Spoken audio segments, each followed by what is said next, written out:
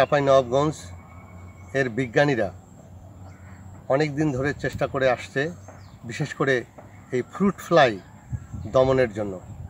এবং fruit fly একটা আমের জন্য অত্যন্ত ডেঞ্জারাস পেস্ট, যেটাকে কন্ট্রোল করার জন্য কৃষকরা অনেক স্প্রে করে থাকে কীটনাশক ওষুধ, কিন্তু তারপরেও 100% দমন করা যায় না। এই প্রযুক্তিটি, এই ব্যাগিং প্রযুক্তিটি উদ্ভাবন করার পর আমরা লক্ষ্য করছি যে 100% ফ্রুট ফ্লাই দমন করা যায়।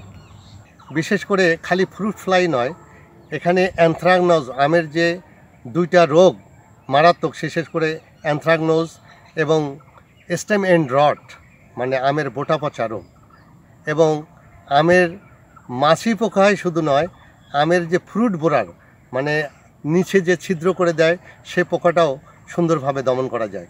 তাতে পুরা আম ফ্রেশ হয় এবং মানুষের কাছে এটার